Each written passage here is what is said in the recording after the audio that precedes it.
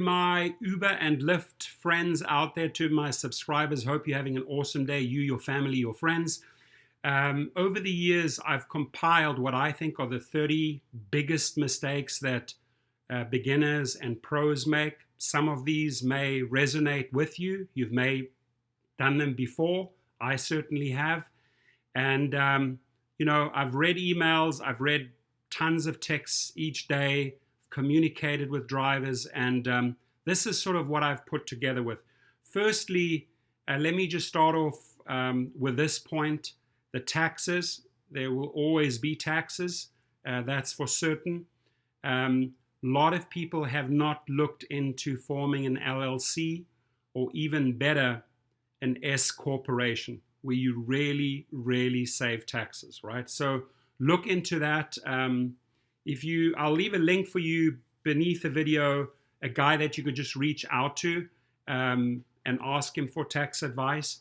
But I tell you, you could save a lot of money on this one by forming, the best case scenario, an S Corp or an LLC. So a lot of you guys just go out there and just start driving regular and are truly paying way too much tax. Okay, that's my number one. A big mistake that many drivers make is they just simply start the trip too early. When they see the people come out the restaurant, they're not even in the car, or they're still having a conversation outside of the car, they start the trip. Well, hey, it's my time, I'm going to start it. Let me tell you, that backfires horribly. They see that, right, that the trip has started. They get notified on their phone, and it usually ends up in a bad rating, and usually ends up in no tip. Why? Because they think that, hey, this guy's trying to make more money out of me. He better be ready when I'm ready. So that's a big one, my friends. Another big one is never chase a surge. If you see a surge on the other side of town and you think, oh my gosh, I've got to race over there and capitalize on that 2.5 or 3.5, by the time you've reached there, it's probably over. Unless the surge is like literally streets away and it's just developing and the colors are starting to bright up, yes, go towards it. But don't head over town or 10, 15 minutes to chase a surge. Absolutely do not do that. You're going to burn up gasoline. You're going to probably put yourself in an unsafe situation by racing over there. And by the time you get there, it's over. Okay. Now, my next point, if you don't think that customer service is important in this game, don't get involved, right? Because it's truly about customer service. You are being rated. Many drivers will think, oh, well, those ratings mean nothing to me. You will notice that they mean a lot to you when you get deactivated because you have poor ratings. So customer service, wherever you can, go out of your way. Give them your very, very best, okay? They will reward you accordingly, right? The next one that I have is to analyze data, right? Especially in the first month, you definitely want to look at data, right? And that is, hey, I started off in that area. I drove so and so many hours. What did I do there? What pattern emerged? How much money did I make? Then I switched it up. I drove that shift. I made that money. I started early. I actually started at 5:30 a.m. in the morning versus 8 a.m. Just look at really hardcore data, my friends. It'll go a long, long way to start upping your earnings. When you start seeing patterns that make you money, you follow those patterns. Okay. Now, the next one that I have is, you've heard about the job and now you just want to rush into it and go out there, let's say, buy a car. We'll talk about rental cars later, but you just want to go buy a car. You haven't done your homework. You haven't run the numbers. Maybe stretching yourself financially. You haven't checked the categories. You haven't seen what's hot in that neighborhood or city. Sometimes better. Some other cars work better in certain cities. And you can always reach out to me if you have questions in that area. I will give you a lot of good advice when it comes to choosing the right car for your budget in the right category. Okay. Then my next point, my friends, is many drivers still don't create calendars. And what do I mean by it? If you set up a Google Calendar, right, you could literally plan your 30-day your 30 days out. What events are there? What sports events? Smaller events. When you start putting down the times, if you go to StubHub or you know your bigger venues and you go directly onto their websites and you transfer those dates into your calendar, you know when the events start, you know when the events end. It goes a long, long way to increase your earnings. So make sure that you set yourself up a 30-day calendar. The next point that I have, the very, very basics. Say hello, say goodbye, how was your evening, wish you a good night, things like that. It basically just shows that you care about the people. I've got into many, many cars, complete silence. Guy or the girl did absolutely not care, no word exchanged. Just a hello, a smile will go a super, super long way, especially at the end if you want those tips, right? So my next point, my friends, is that unaccompanied minors, a big no-no. Be very, very careful. Ask, for the age. If these people look way too young. If a parent gets into the car with a little baby and she doesn't have a baby seat with her, you're opening up a problem. Okay, so be aware of that. I reject those trips. I just don't want to face the consequence. If something happens in your car and that little child gets hurt and they didn't have a baby seat and you did not alert them, goes back to you. Okay, so my next point, manners. Hopefully you were raised with good manners by your parents. Extend those manners onto clients. I tell you, on a very rainy day, I'll always have an umbrella. I'll always open the door for the passenger, close it, guy or girl. I'll always load their luggage. Some people obviously have back problems and that can't load their luggage. Notify your passenger that you have back problems, but wherever you can, apply manners. Now, my next one is that people, this is about the cars in general, just really save too much money and don't pay close attention to maintenance, especially right when it comes to oil changes. Right, they'll let their car drive for $7, $8, $9, $10,000. You're doing so much damage. Pay that extra little bit of money. You can go a step further, get synthetic oil and do it every 5,000 miles. That's the difference of getting, 200,000 miles out of a car or 250 or 300,000 miles of a car. If you really make sure that you change your fluids, your transmission fluid, your synthetic oil regularly, you're going to just get so much more life out of your car. Yes, it's going to end up costing you a few $100s more over the long run, but take that time. Don't cut corners there, my friends, right? The next one that I have, my friends, is that a lot of you do not pay attention to gas prices, right? Like, I'll just fill up here, my tank's running out. Make sure you know your top 1 or 2 or 3 locations around the city where you have the very, very best gas prices. I know where they are, and they're in different places. So if I run out there, I'm closer to that one. But I will generally always save about 40 cents on the gallon just because I know where my good gas tanks or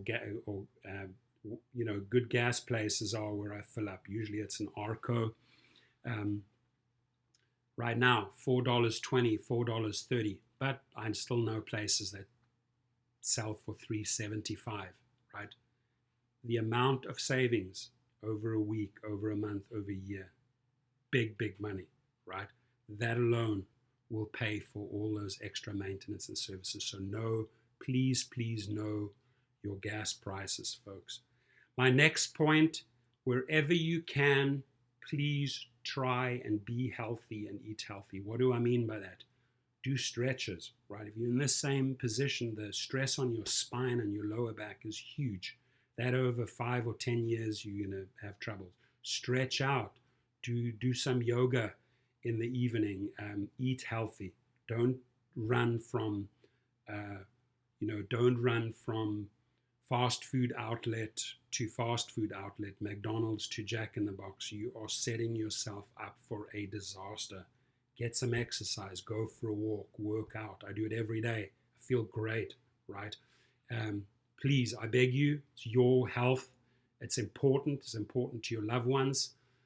They may be relying on you. So please pay attention to that point, health. Okay. Now, my next big one, and I get asked this quite a lot. Hey, I'm a little bit scared in the beginning. I have a lot of anxiety. Can my grandmother, my sister, my uncle, my father drive along with me just in the first few weeks until I've got it down? Absolutely not, right? You can't. Imagine 4 people are trying to get in the car and then your granny's in the front seat and somebody wanted that front seat, or they have to squish in the back. Forget about it. Absolute no. You will get over that anxiety hump.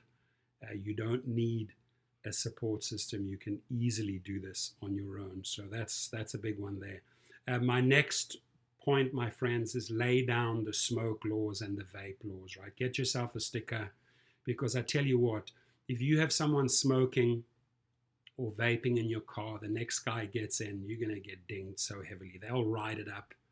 The car smelled disgusting, smelled like smoke. You just got to adopt a no smoking policy. And the best thing is just to put 2 little stickers behind the seat so that they see it. And if somebody lights it up, you say, oh, sorry, sir, you can see the stickers. We have a no smoking policy. So a very important one, right? My next point, my friends, is that the passenger will always see the shortest route to their destination, right? It's the same route that's reflected on your phone as you're driving. They can see it from the back seat. I'll give you an example. Let's say in Los Angeles, if you're heading to the airport, you'll be going down the 405 south. It'll take you and say, hey, go Howard Hughes, off-ramp Sepulveda. Many of you, and that's what it's going to show on the passenger's app. Many of you will then say, well, you know what, I'm going to get another 5 minutes out of this, an extra 3 miles, and I'm going to go a couple of exits further and go down Century Boulevard, right? The passenger can see that. He can right there feel that he or she's being cheated, and it's going to affect your ratings. It's going to affect your trip. And they may even speak up. So save yourself that embarrassment. Stick to the suggested route. Communicate the suggested route back to the passenger. Say, oh, by the way, the phone says this and this and this. Do you agree with this? We'll go this route. Are you okay with that? Thumbs up. Communication is king. Navigation in this game can get you into some serious mistakes, right? So communicate with your client, your passenger, your rider, and get them on the same page, and then you can go. Or maybe there's a certain navigation system that they would prefer. And they might even say it, I prefer to go with Waze. Okay, we'll go with Waze. So that's a big one, right? Don't try and cut corners and get additional miles just to make a few extra cents. Not worth it, right? My next big one, my friends, is make 100% sure that you have the right passenger on board. It's happened to me. You get to a busy area, somebody will come up and just say, oh, you my driver, and jump in. No. Ask them, hey, are you Sarah? Are you Jack? Yes. Check out the picture. Do they match up? Yes. If you know that you have the right passenger in the car, start the trip. If somebody just randomly jumps in, that just means that you haven't done your homework and that you haven't done your checklist, right? Can happen to me. And there are many, many people that will try and take advantage of it, piggyback on somebody else's account. Sadly, it does happen, right? But don't fall for that thing. My next one is whatever you do, don't take the bait when a passenger tries to solicit you for cash trips, right? Private trips for cash. Hey, by the way, hey, I'll pay you cash. Just do this quick one for me. I don't want to put it through the app. Firstly, the liabilities, the legal repercussions if something happened. Secondly, you could be baited, could be a setup by someone at the company. Just don't take the bait, whatever you do, right? That is why there's a different point later that I suggest how to handle this.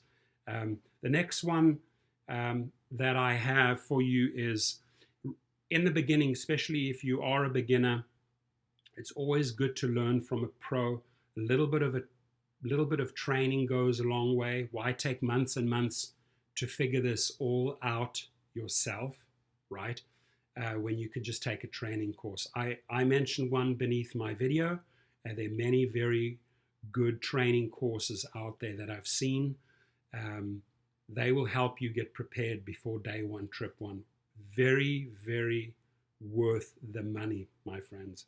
Truly is, because it can take you weeks and months to figure it all out. If somebody that has an established record in this industry and has a training course and can show you how to learn something quickly so that you don't have to figure it out after 4 or 5 trips, worth gold. Totally worth the money. Okay, the next one that I have, there are many people think that ratings are not important. Guess what? When you get kicked off the platform because of a low rating, and Uber or Lyft turns around and says, we deactivated you because you had a consistently poor rating, then you will realize that ratings play a big role. So from the word go, every single trip, no matter who it is, short or long, make sure you do your best and that you shoot for 5 stars every single time. I cannot stress how important that is, because it's a fact that the highest rated drivers make the highest tips. And tips over a month or 6 months or 12 months can be the difference of paying for all your gas, right? So high ratings equate to great tips. Another one, my next point, again, concerns your car. And there are many of you, and I've seen it happen again and again, that'll cut corners when it comes to brakes. They know the brakes are low, the brake pads, but they still keep on going. Just that 1 or 2 extra months of driving on low brakes is going to affect your rotors, and expect to dish out another $400 to $1,000 just on rotors. Why? Because you were just too lazy to go and quickly get your brakes done when they need to be done. If you hear that squeaking sound, that grinding sound, you're already breaking your rotors, and you're in for a whole lot of more money. So basic maintenance on the brakes. When they're low, exchange them. Save yourself the cost on new rotors. Big one. Now, my next point, my friends, is car rental companies. There are many of you that just cannot afford a car, or don't have the right credit, or don't want to buy a car. Hey, there are rental cars out there. So do your homework. You really have to do your homework on this. Compare apples and oranges. Go to Fair, go to Hire Car, go to Hertz. Go through all these companies and make sure you now have the best deal. And when I say the best deal, not just money-wise, but you also get the best car, right? Because the best car could be a hybrid that'll, again, in the long run, save you a lot of money. So if they have a portfolio of cars and they try to force this particular car on you, and you don't like it because there's a couple of cigarette burns in the seats, or it has bad gas mileage, tell them they can do better than that. You insist on a good car. You know they have better cars. Otherwise, you're just going to go to another company, right? That's just the way it is. So that's how I have people handle rental companies. My next point, my friends, is always assist with the luggage, right? Especially hotels and airports. You're going to get a lot of luggage baggage, especially in the higher categories like XL or SUV with bigger groups. People will have a lot of luggage. Load it for them. It's a good workout. I enjoy doing it. It goes a long way when it comes to tips, right? I know, I've seen it. There are many, many people that just sit in the car and let the people open the trunk, get it out themselves, let them load themselves. I'll tell you what, I'll compare my tips to yours all day long. Again, if you have back problems and that, I can totally understand that that's not possible. My next big point is that you have to work on both platforms to maximize your money, especially if you're doing an 8 or 10 hour shift and you are just on Uber. Look at the earnings, whether you're on Uber and Lyft, like both platforms. You're just going to get extra trips in per 8 hour shift and make more money, right? And if something happens with the one that's down, you get deactivated for some reason from the one, you always have the other one as a backup and can immediately switch over to the other one while you appeal or rectify that issue of deactivation, right? So 2 platforms is a must. One of the biggest mistakes is that people think, oh, I'm just going to drive with Lyft, or I'm an Uber guy. No, you should be on both. I would say 80% of the drivers are on both. My codes are underneath this video. So if you're not on both, sign up right now. Reach out to me. You'll get the free training. You'll get the free tips, and you're going to get a great bonus by signing up under my link. So make sure you always drive on both platforms. My next point is that a lot of you don't know, or if you've boxed yourself in on one driving platform, Uber or Lyft. Let's say you have a SUV, and obviously they don't have Uber SUV in every city. They put you in Uber XL. Had you added the Lyft, that car might now qualify for Lyft Plus or Lyft Premier, or even like Lyft SUV, which they have in many cities right now. So you want to be on as many platforms as possible, 4 or 5, hopefully, with a car, versus just driving on 1 or 2 platforms. When I say platforms, categories, right? So they slot cars into categories depending on the model of the car. Obviously, if you drive a very luxurious 750, you will be in Uber Lux, but you should also be in Lyft Lux, and maybe even other categories like Uber Select, Lyft Premier, right? So speak and consult with your hub to get yourself into the most amount of categories as possible. My next point, ladies and gentlemen, is that many of you have not explored that additional cost of getting a commercial license, a limo license. In California, call it a TCP. Some place they call it TCN. Usually between $800 and $1,200. But to be driving on Uber and Lyft and doing your own marketing and building out private clients through social media, through YouTube channels, offering good rates or incentives or 50% off the first trip. You could do external marketing next to your Uber and Lyft and make a ton of extra money. I just helped a guy bump his earnings up by 30-40% by just introducing him to that. So he was super happy, by the way. I got a great letter from him afterwards. Now, the next one that I have, ladies and gentlemen, a big mistake is if you see somebody coming with a dog, you're like, oh my God, no, I don't take dogs. Be very careful. This could be an individual. He or she may have a service dog. Let them tell you why they have the dog. Usually they'll say, this is my service dog, and absolutely, you're welcome on board, right? I had a guy about 3 weeks ago that turned down a person with a dog, immediately got deactivated. It's a federal law. You have to allow it, right? It's a federal law. You got to do it, right? And the appeal process is almost void. You can't even appeal that anymore. So service dogs, any person coming with a dog, make sure hey, it is a service dog, and if so, they are absolutely welcome on board. So my next point brings me to that specific issue. If you get deactivated for whatever reason, there could be so many reasons, he said, she said, right? Or a passenger comes up with a wild story and you say, it never ever happened. Ladies and gentlemen, folks, you have a right to appeal. Your side, your story is important. They will listen to it. Even better, if you can bring in screenshots, evidence, or witnesses that saw it a different way, right? You will win on appeal and you will be driving again. It sucks to get deactivated. I've never been deactivated on Uber and Lyft, but it's sad to hear the stories why some people get deactivated, right? And I always say, hey, appeal it.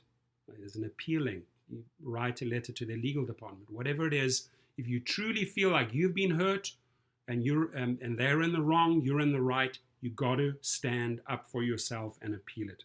Appreciate that. Do that. My next point is that there are many people who are just plain lazy. Hey, I'll put in a couple of hours in the afternoon. But ask yourself, do you have some free hours in the morning before you start work?